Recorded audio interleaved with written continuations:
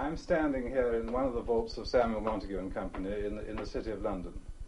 We are merchant bankers, and this, as you see, is a gold vault.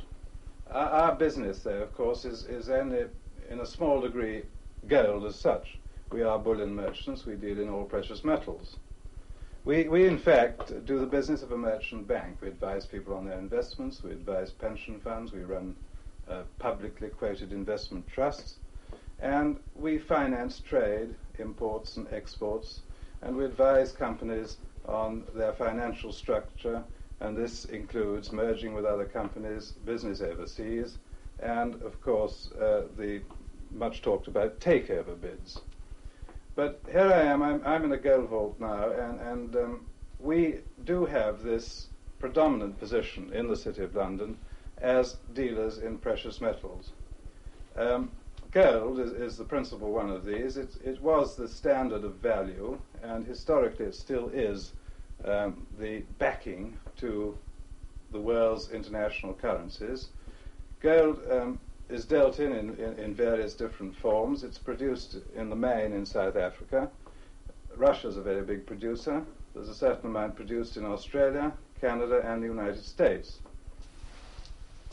Sitting down on a ton of gold is not all that uncomfortable. In fact, it's about $1 million worth of gold, and not many people have a better cushion. These bars that I'm sitting on are the standard size. They're about £5,000 in value each, and they weigh about 400 ounces. I have here small bars, the type that I was talking about, which is so easy to smuggle, as you can see. These bars, this one is probably worth about £50. There's a bigger size of bars, which is the 1 kilo bar, worth somewhere around $1,000. That would be 350 to 400 pounds. And there are also this is a sack of coins that might interest you. See, this is a sack of 1,000 sovereigns worth about £3,500 at current value. Coins, in point of fact, there are different sorts of coins, have a value substantially in excess of the gold content. The premium on coins varies from about 18% in sovereigns up to 70% in marks. This premium is partly caused by coin collectors and partly caused by hoarding and the fact that coins is the easiest form for gold to be smuggled and hoarded in areas where there's political unrest or trouble. In point of fact, over the last 5 years, I would say that something around half, no more than half, of the world gold productions has gone into the hands of the central bankers. And the rest of the gold is in private hoarding and troubled areas, such as the Middle East and India. One of the things that people ask all the time is, why gold? So far, a lot of people have talked about finding a substitute, and no substitute has been found. And I think I can say that we at Samuel Montague's would be quite pleased if no substitute is found. My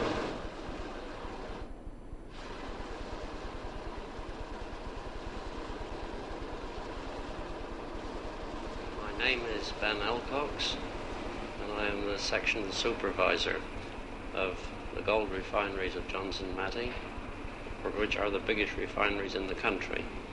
Now, as you also have seen, we cast smaller bars.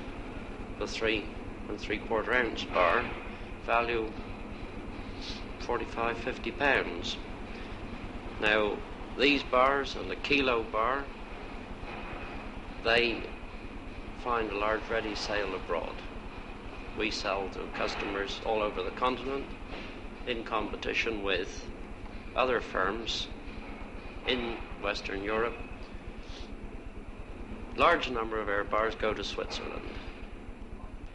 Now, in Switzerland, as you know, any person is free to purchase bars or gold from the banks. But in this country, purchase of gold by private individuals is forbidden.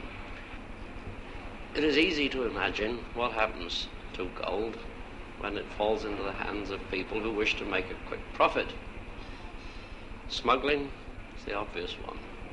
Gold purchased at £12.10 in one country and sold at £20 in another country makes a very fat profit very quickly for the operators who can do just that.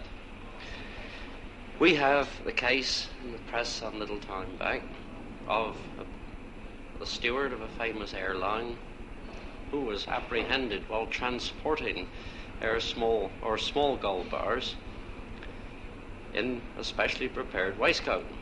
Now, this garment must have been admirable for his purpose, very comfortable to him, especially if it was carrying probably in excess of £1,000 worth of gold. Gold, too, it turns up in the most odd places. The famous story of how a frontier was wished to be crossed. The small bars were fed to unsuspecting camels, who were then herded across the frontier. And after the application of a judicious quantity of liver salts, bars were duly recovered at a later date, in a more suitable place and well away from any customs inspection. High finance would be unbearable without the experts. It's a very peculiar business. Look at gold. Gold is valuable because mankind has decided it ought to be. Everyone believes in it, so the bankers of the world are quite happy to stuff their vaults with it. But there's something peculiar about gold. Money itself is peculiar. It works only because everyone agrees to trust a system of invisible credit. Finance is complicated, and it's a bit unreal as well, so there's always a great demand for reassurance.